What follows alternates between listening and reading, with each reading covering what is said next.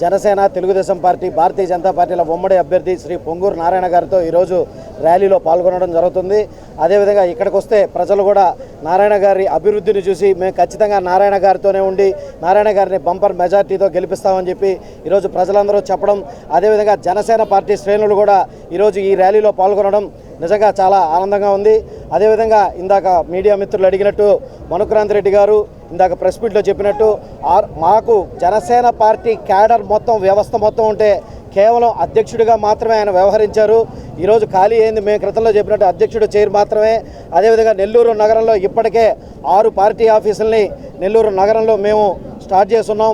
అదేవిధంగా ఈరోజు ఒక ప్రణాళికాబద్ధంగా జనసేన పార్టీ అనేది ప్రజల్లో ముందరకెళ్తూ వస్తుంది. ఈరోజు కేవలం పోయింది ఒకే ఒక్క ఓటు అని చెప్పి మేము క్రితంలో కూడా చెప్పాం, ఇప్పటికీ చెప్తున్నాం. ఒక్క ఓటు మాత్రమే పోయింది. క్యాడర్ మొత్తం ఈరోజు మా ఉమ్మడి అభ్యర్థితో పాటే మేము వెనకాల నిలబడుతున్నాం. ఖచ్చితంగా ఆయన గెలుపు కోసం మేము కృషి చేస్తామని చెప్పి తెలియజేసుకుంటున్నాం. నేను ఒకటే అడుగుతున్నా, నువ్వు నెంబర్ 2 దొంగవా కాదా? 1000 కోట్లతో వేమిరెడ్డి ప్రభాకర్ అన్నారు. మొన్నటి దాకా వేమిరెడ్డి ప్రభాకర్ సంకనాకింది మీ నాయకుడు మీరు కాదా అని అడుగుతున్నా. మొన్నటి దాకా అప్పుడు 1000 కోట్లు కనపడలేదా? ఈరోజే కనపడుతున్నాయా? ఏటు దొంగ చెప్పు, నువ్వా మాట్లాడేది? మా నారాయణ గారిని, మా వేమిరెడ్డి ప్రభాకర్ గురించి మళ్ళీ విశాఖపట్నం మొత్తం దోసేసావు, మొత్తం కొండలు మొత్తం దోసేసావు, అన్నీ అయిపోయినాయి. నెల్లూరులో ఏమున్నాయా? ఉండే ఎమ్మెల్యేలు మొత్తం దోసేశారు. మళ్ళీ తెల్ల కోర్జీ, నల్ల కోర్జీ మొత్తం పోయింది. ఒక నరసింహకొండ ఉంది, దేవుడిది కూడా దోసుకునే దానికి నువ్వు వచ్చావంటే అంతకన్నా ఇంకో దరిద్రం లేదు. నారాయణ గారు 500 కోట్లు పెట్టాలనా? అసలు మేము పోటీ ఉందనుకుంటున్నామా? నేనైతే పోటీ ఉందనుకోవట్లే. ఆ అభ్యర్థి కూడా నాకు తెలియదు పాపం, ఎందుకు మనం అనుకోవాలి నా గురించి? అతను నాకు పరిచయం లేదు, అతని గురించి తెలియదు. నారాయణ గారిలో ఒక దృక్పథం, నేను పని చేశా, నేను కష్టపడ్డా, డబ్బులు పెట్టాల్సిన అవసరం నాకు లేదు, నేను తిరగాలి, నేను కష్టపడాలి. మహిళల్లో ఒక నాయకత్వం తయారు చేయాలి, యువతలో ఒక నాయకత్వం తయారు చేయాలి. అట్లా టౌన్లో నాయకత్వం తయారు చేయాలని ఆయన కష్టపడుతున్నాడే తప్ప ఆయనకి 500 కోట్లు ఎక్కడి నుంచి వస్తాయి పెట్టేదానికి? అంత అవసరం ఏంది? అంత డబ్బులు అవసరం ఏంది? విజయసాయి రెడ్డి గారు, మీ దగ్గర 5 లక్షల కోట్లు ఉన్నాయి 5 సంవత్సరాలు మీ జగన్ దగ్గర. నీ కాడ ఉన్నాయి నువ్వు పెట్టేదానికి. దొంగలు మీరు. ఇంకొకసారి కానీ మా నారాయణ గురించి కానీ మా ప్రభాకర్ గురించి కానీ మాట్లాడితే వాళ్ళు జాగ్రత్తగా పెట్టుకోమని వార్నింగ్ ఇస్తున్నాం. ఈ 5వ డివిజన్లో ఎక్కువ ఏరియా, ఉన్న ఏరియాలో ఎక్కువ ఏరియా, పేదలు నిరుపేదలు ఎక్కువ. కొన్ని ఏరియాలో నేను చాలా ఏరియాలో డోర్ టు డోర్ తిరిగాను. ఎక్కువ మంది చిన్న చిన్న పనులు చేసుకునేవాళ్ళు. ఈ కాగితాలు ఎరుకొని వాటిల్ని అమ్ముకునేవాళ్ళు, ప్లాస్టిక్ సంచులు అవన్నీ అమ్ముకునేవాళ్ళు, ప్లాస్టిక్ అమ్ముకునేవాళ్ళు, ఇలా బయట పడిన వాటిని ఎరుకొని అమ్ముకునే వాళ్ళు ఎక్కువ మంది ఉంటారు. బొడిగొడతాట ఆ పరిసర ప్రాంతం అంతా. కొన్ని ఏరియాలో అంతా ప్లంబర్లు, ఎలక్ట్రీషియన్స్, లేదా ఆటో డ్రైవర్సు, లేదా చిన్న చిన్న బేల్దారు కూలీలు ఇవ్వేవాళ్ళు, బేల్దారులు, లేదా మహిళలు అయితే కొందరు ఎక్కువ మంది ఇళ్లలో చిన్న చిన్న పనులు చేసుకునే, వంట పనులు చేయటం, లేదా చిమ్మటం, ఇటువంటి పనులు చేసేవాళ్ళు ఎక్కువగా ఏరియాలో ఉండేది. వాళ్ళ జీవనశైలి కూడా చాలా చాలా ఊరుగా ఉంటుంది. అయితే వీళ్ళందరినీ డెవలప్ చేయాల్సిన బాధ్యత ప్రభుత్వానికి. 2 రకాలు. ఒకటి, టెంపరీగా వాళ్ళకి కొంత సపోర్ట్ చేయటం, చేతినివ్వటం. అంటే ఈ సంక్షేమ పథకాలు ఏదైతే ఉండేవో వాటి ఇవ్వటం వల్ల కొంత సపోర్ట్ ఉంటుంది. కానీ అది పర్మనెంట్ సొల్యూషన్ కాదు. పేదలు నిరుపేదలు డెవలప్ అవ్వాలంటే వాళ్ళకి ఫస్ట్ ఎడ్యుకేషన్, చక్కగా ఎడ్యుకేషన్ వచ్చేది చేయాలి. ఎడ్యుకేషన్ రావాలంటే టైం పడుతుంది. It takes 10 years or 20 years time. అది ఓవర్ నైట్ వచ్చేది కాదు. అది ప్రభుత్వం చేస్తూ, రెండవది వాళ్ళ యొక్క స్కిల్ డెవలప్ చేయించాలి. ప్లంబర్ ఉంటే ప్లంబర్ యొక్క స్కిల్ డెవలప్ చేసి అతనికి ఇవ్వాల్సిన పరికరాలు ఇవ్వాలి. అదేవిధంగా ఎలక్ట్రీషియన్ ఉంటే ఎలక్ట్రీషియన్ యొక్క స్కిల్ డెవలప్ చేసి అతనికి కొన్ని పరికరాలు ఇవ్వాలి. అదే ఆదరణ పథకంలో యాక్చువల్గా అవన్నీ ఇచ్చాం, కానీ దాన్ని క్లోజ్ చేశారు ఈ ముఖ్యమంత్రి గారు. అలా చేసినప్పుడు వాళ్ళ స్కిల్ డెవలప్మెంట్ కానీ పెరిగితే 2 రోజులు చేసే పని 1 రోజులో చేస్తారు. అంటే 2 రోజుల్లో వచ్చే ఆదాయం 1 రోజులో వస్తుంది. ఆ విధంగా వారి యొక్క ఆదాయం పెరుగుతుంది. అలా పెరగటం చేయాలి. కానీ ఈ ప్రభుత్వానికి అటువంటి ఆలోచన లేదు. అసలు అది చేయాలనే ఆలోచన లేదు.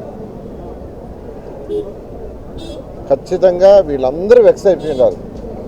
కూలీ నాలీలు. ఇప్పుడు వాళ్ళ బయలుదేరి కూలీ పోయేవాళ్ళు ఉన్నారు, వాళ్ళు వర్క్ ఉండాలా, వర్క్ లేవు.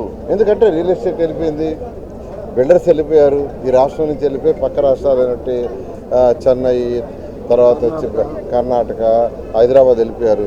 ఇక్కడ ఎవరు లేరు, మెయిన్ బిల్డర్స్ వెళ్ళిపోయారు. ఇక్కడ అవసరం లేదు, ఈ రాష్ట్రంలో అలాంటి డెవలప్మెంట్ అవసరం లేదంటే అది జగన్మోహన్ రెడ్డి గారికి వెళ్ళిపోయారు. ఎప్పుడైతే కన్స్ట్రక్షన్ యాక్టివిటీ లేదో ఆటోమేటిక్గా ప్లంబర్ వర్క్ తగ్గిపోతుంది, ఎలక్ట్రీషియన్ తగ్గిపోయింది, తర్వాత పెయింటర్స్కి తగ్గిపోయింది, వేల్దారి వర్క్ లేదు, కూలీ వాళ్ళకి లేదు, ఎవరికి లేదు. It is economic cycle. ఒక్క దగ్గర డ్యామేజ్ జరిగితే ఆ సైకిల్ వల్ల ఎంతోమంది దాని మీద ఆధారపడి ఎన్నో ఉంటాయి, అవన్నీ డ్యామేజ్. అలా ఈ రాష్ట్రంలో ఈరోజు అన్ని వ్యవస్థలు కుట్టిపడినాయి. ఇదొకటే కాదు. ఇప్పుడు రియల్ ఎస్టేట్ సరిగా లేదు, అంతా పక్క రాష్ట్రాలు జరుగుతుంది. రియల్ ఎస్టేట్ బాగుంటే ప్రభుత్వానికి ఆదాయం వస్తుంది. రిజిస్ట్రేషన్ వల్ల ప్రభుత్వానికి బోలెడంత ఆదాయం వస్తుంది. అది పోయింది. ఎప్పుడైతే రియల్ ఎస్టేట్ ఉంటుందో నెక్స్ట్ యాక్చువల్గా బిల్డర్స్ కన్స్ట్రక్షన్ ఎక్కువ చేస్తారు. కన్స్ట్రక్షన్ చేసినప్పుడు కన్స్ట్రక్షన్ చేయడానికి పర్మిషన్లో ప్రభుత్వానికి ఆదాయం వస్తుంది. తర్వాత కట్టిన తర్వాత ట్యాక్సుల్లో ఆదాయం వస్తుంది, మున్సిపల్ ట్యాక్సుల్లో. ఆ వచ్చే ఆదాయంతో కొంత పేద ప్రజలకు, నిరుపేదలకు సంక్షేమాలు చేయొచ్చు, కొంత డెవలప్ చేయొచ్చు. డెవలప్ చేయడం అంటే యువత భవిష్యత్తు జీరో. ఈరోజు మన పిల్లల యొక్క భవిష్యత్తు సక్రమంగా ఉండాలంటే ఈరోజు కాదు కదా, ఇప్పుడు పిల్లలు 10వ తరగతి చదువుకుంటుంటాడు, వాడి భవిష్యత్తు రాబోయే 5 సంవత్సరాలు 6 సంవత్సరాలు డిసైడ్ అవుద్ది. 7వ తరగతి చదువుతుంటాడు, వాడి భవిష్యత్తు ఎప్పుడు డిసైడ్ అవుద్ది? 10 సంవత్సరాల తర్వాత. అలా ఫ్యూచర్ని దృష్టిలో పెట్టుకుంటే, మన పిల్లల భవిష్యత్తుని కానీ దృష్టిలో పెట్టుకుంటే ఈ నాయకుడు చేసేది కరెక్ట్ కాదు. ఈ రాష్ట్రంలో అన్ని వ్యవస్థలు డెవలప్ అవుతుంటే అటు ప్రభుత్వానికి ఇన్కమ్ వస్తుంది, కొంత సంక్షేమానికి ఖర్చు పెట్టచ్చు, కొంత డెవలప్మెంట్కి ఖర్చు పెట్టచ్చు. డెవలప్మెంట్ ఖర్చు పెట్టినప్పుడు అనేక ఇండస్ట్రీలు రాష్ట్రానికి వస్తాయి, వ్యవస్థలన్నీ బాగుపడతాయి, మన యువతకు ఉద్యోగాలు వస్తాయి. అలాంటిది ఈ నాయకుడికి లేదు. ఇది అందరికీ తెలుసు. వ్యవస్థలు కుంటిపోయింది, ఇక్కడ అరాచకం తప్పితే ఏం లేదు. ఈరోజు విజయసాయి రెడ్డి ఏదో కామెంట్ చేశారన్నారు, నేను జనం కామెంట్ చేయను. కానీ నేను ఒకటి చెప్తున్నా, 5,260 కోట్లతో ఈరోజు నేను నెల్లూరుకి వస్తున్నా. 2014 నుంచి 19 దాకా 5,260 కోట్లు ఖర్చు పెట్టి ప్రభుత్వం ద్వారా ప్రజా సమస్యలను ఏదైతే అండర్గ్రౌండ్ డ్రైనేజ్ కానీ, డ్రింకింగ్ వాటర్ కానీ, రోడ్లు కానీ, పార్కులు కానీ, బారాషాయి దర్గా కానీ, షాదీ మంజిల్ కానీ, నెక్లెస్ రోడ్ కానీ, అన్నా క్యాంటీన్స్ కానీ, స్కూళ్ళలో డెవలప్మెంట్ కానీ, ఇవన్నీ 5,260 కోట్లతో నెల్లూరు డెవలప్ చేశాను. ప్రజలందరూ గుండెల్లో ఈరోజు ఉన్నాను. దాంతో నిర్వహిస్తున్నారు. వీటిని ఏదో మాట్లాడి ఆయన వేమిరెడ్డి ప్రభాకర్ రెడ్డి అంత ఖర్చు పెడతాడని, ఆయన కూడా ఎంతో సర్వీస్ చేశాడు, ఆయన సొంత డబ్బులతో చేశాడు. అందుకని ఈరోజు ఆయన కూడా ఆదరిస్తున్నారు. కాబట్టి నేను అందరికీ ఒకటే చెప్తున్నాను, నెల్లూరు ప్రజలందరికీ, మీ అమూల్యమైన ఓటుని ఈరోజు ఉమ్మడి అభ్యర్థి అయినటువంటి బీజేపీ, జనసేన, తెలుగుదేశం అభ్యర్థి అయినటువంటి ఎమ్మెల్యేగా నాకు వేమిరెడ్డి ప్రభాకర్ రెడ్డిగా ఎంపీగా ఓటేయండి. ఆయన కేంద్రం నుంచి ఫండ్స్ తీసుకొస్తారు, నేను రాష్ట్రం నుంచి ఫండ్స్ తీసుకొస్తాను. నెల్లూరుని ఒక మంచి సిటీగా డెవలప్ చేసుకుంటాం. ఈ పిచ్చి మాటలు, ఈ పిచ్చి ఛాలెంజ్లు ఎన్ని వేస్ట్. ఇవన్నీ ఆ రోజు నా టీవీలో చూసి నవ్వుకోవటానికి తప్ప ఎందుకు పనికిరావు. 2014 నుంచి 19 కూడా ఇక్కడ ఉన్న ఎమ్మెల్యే అట్టే మాట్లాడాడు, ఆ ఛాలెంజ్ ఈ ఛాలెంజ్ అని. నేనేం మాట్లాడాలా, నా పాటికి నేను వర్క్ చేసుకుంటా పోయా, ప్రజా అవసరాలను తీరుస్తూ పోయాను. అందుకని ఈరోజు రికగ్నైజ్ చేస్తున్నారు. 2014లో నేను ఓటు అడిగి ఎమ్మెల్యే ఓటు అడగగానే నేను నెల్లూరుకి ఎంతో చేశాను. అయితే ఈరోజు ఓటు అడుగుతున్నానంటే నా బాధ్యత ఎంతో పెరుగుతుంది. ఖచ్చితంగా ఆ బాధ్యతతో ఖచ్చితంగా చేస్తాను తెలియజేస్తాను. Thank you.